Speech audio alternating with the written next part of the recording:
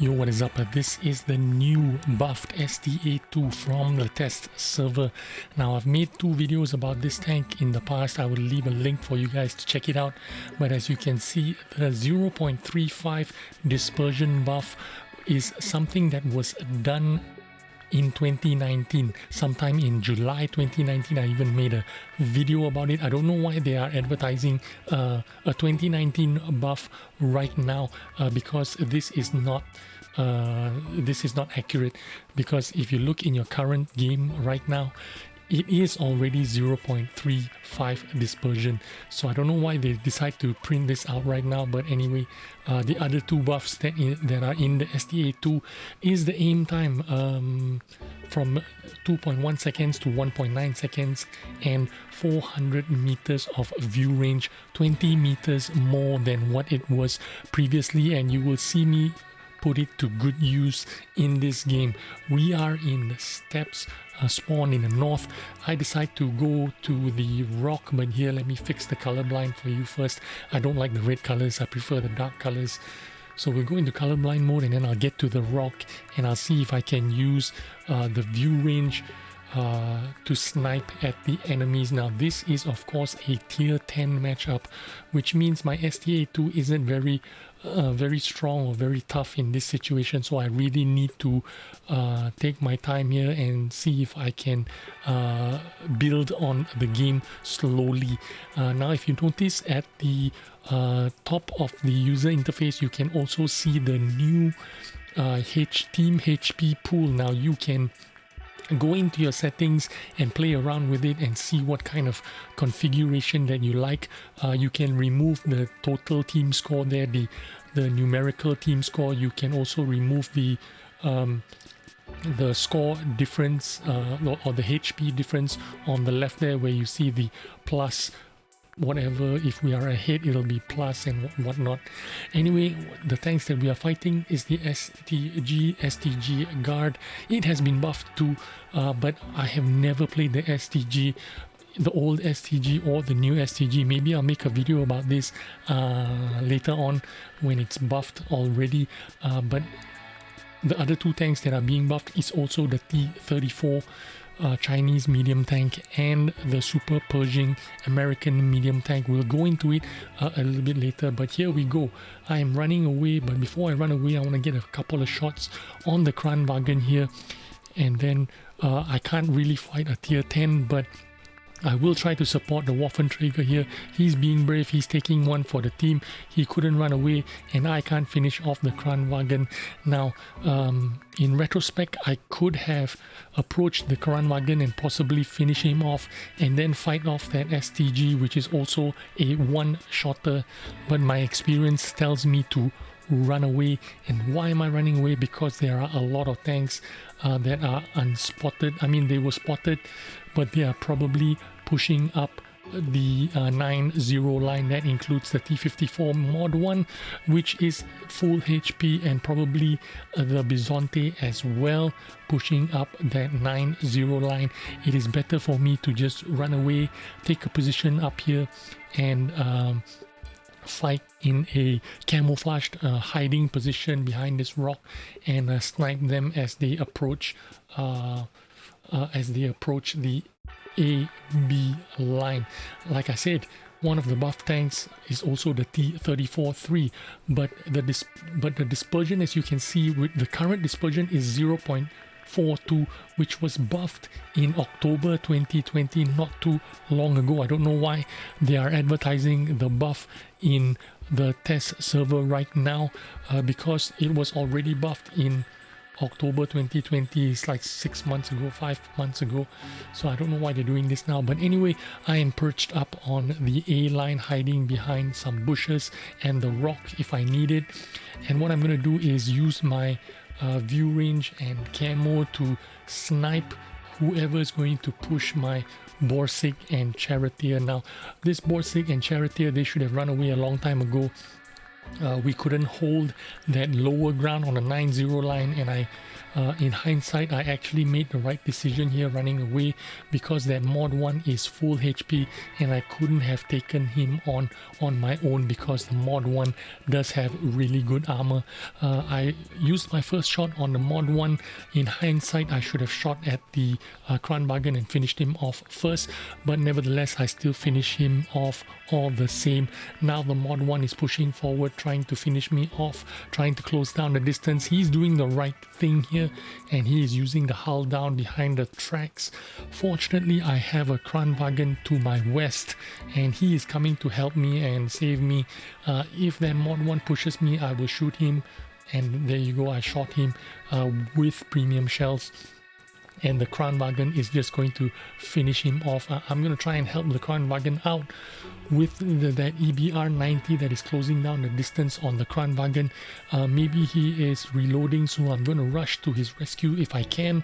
I don't have the elevation here, so I try to get a little bit of forward movement here. I got the elevation on the gun, but I shoot the wheels of the EBR 90. Now, the buff on the STA-2 is actually pretty good, even though it's just a small buff. The dispersion is still 0.35, but the aim time has helped it out a little bit. Here you go, this is the super purging. I checked out the stats on the super purging. This is a legitimate buff. All the buffs here are accurate and proper. I have played the super purging quite a little bit on the test server, and you feel that the agility and mobility has improved a little bit. Perhaps I will make a video about it. I catch the Bizonte out with his pants down, so I finish him off with one shot. So I'm going to push on. We are 12 tanks to 10 tanks. The only remaining tanks available on the enemy team is the Waffenträger, the STG, and the GSOR. I know where all three are, but I'm still going to approach cautiously. And since we know where the GSOR is, I'm going to take the shortcut, the high ground here, and see if I can spot him out with my additional 20 meters of view range. Helped me out a lot there.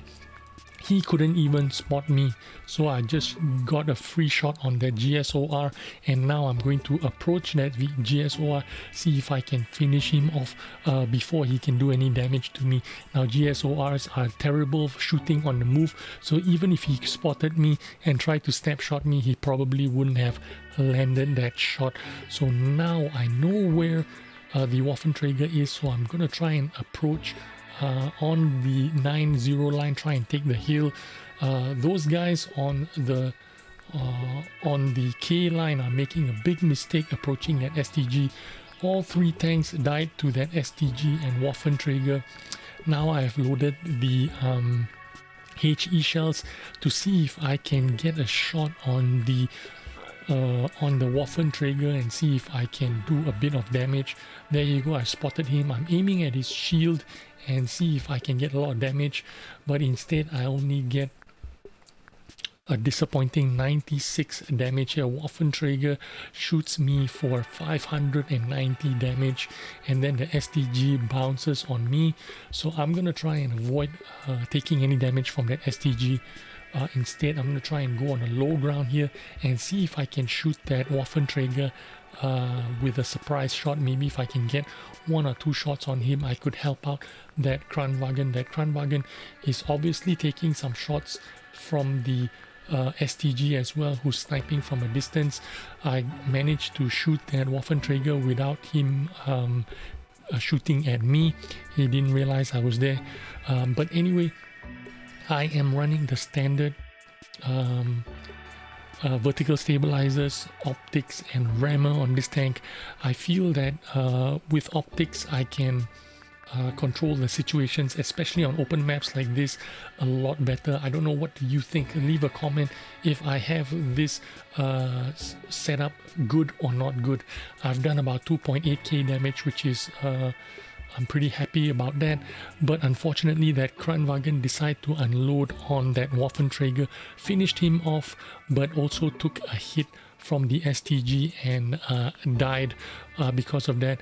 Now I do have an advantage over the STG because I feel like I have more mobility than the STG, and perhaps maybe I have the view range on the STG. So what I'm trying to do here is actually run away from the STG.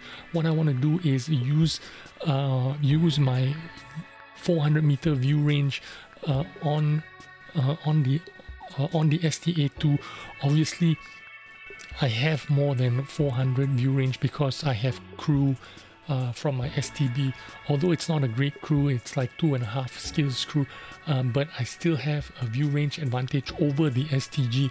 Maybe he doesn't have the optics on his STG, so I'm gonna have a little bit of a view range advantage here, and I'm gonna use it. What I'm trying to do here is drive around close to my maximum view range, so I know that he can't spot me, but I can spot him.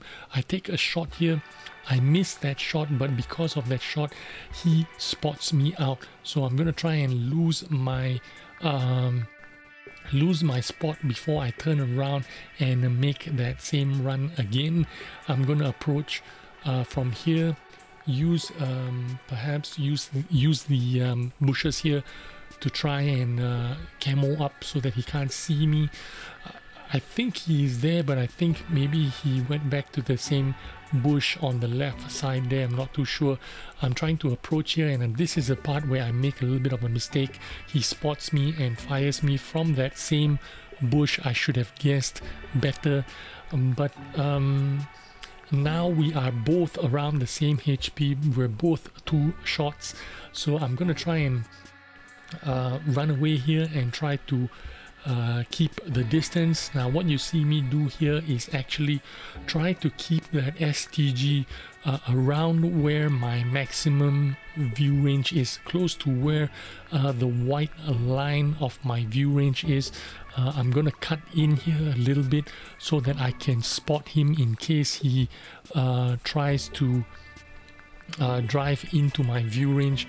So I'm gonna cut in here, try to keep him close to that his last known location, try to keep him into that my maximum view range so that I can spot him in case anything happens. So I am driving around trying to do the little flanker Reno. I'm going to use a little bit of cover here. I'm going to use the rocks. I'm going to use the terrain. I'm going to use the bushes. And from this position, I'm going to try and approach his last known location. I have a little bit of bush, I have a little bit of terrain, so I'm going to use this to approach his last known location and surprise him, but he is not there. So now I'm guessing maybe he is going up to the K line, up the hills to defend his cap, defend his position. So what I'm going to try and do is get up to this position, and what I'm going to do is try and spot him from here and maybe surprise him. We are running out of time. There is only 2 minutes left, and there you go, the alarm goes off. Now I know exactly where he is. He is at my base, so I'm just gonna drive straight to him. This is gonna be pretty straightforward. I'm going to use the hull down, maybe the bushes if I can, at my base. I have mobility on the STA-2. This is not a slow tank. It is a pretty mobile tank, a pretty agile tank. Now I might add aim time 1.9 seconds, a little bit better than what it used to be, and also the maximum view range 400 meters. And so I have plenty of time to approach, so this is pretty useful for me. What do you think of the new interface with the hit points and plus the spotted bulb on the enemy team? If you look, as soon as he spotted, the yellow bulb goes on. I get 1 extra shot free here for me because I shot him before he can do anything, and he can't shoot me on the move. I suppose his moving dispersions are really bad, so he can't just snapshot me. Now he has become a one-shotter. I should have just traded my HP and just finish him off, but I'm trying to be extra safe here, so And then now I decide to do something really stupid, trade my HP and finish him off, but he did a really good move here. He side scraped and I bounced off him, and now we are both one shots and I don't have the gun depression to shoot him. I'm very lucky here to finish him off before he reloaded his gun there, and because of that I got a little bit of an ace tanker in this game. The last shot was a little bit lucky. I made a little bit of mistake when I gave away my position in the middle of the map, but anyway, this is the STA-2. If you want to look at the old STA-2 and how it was buffed, I will leave links for you to watch those replays as well. Thanks for watching. I hope you enjoyed this video, and I will see you on the next one. Bye bye.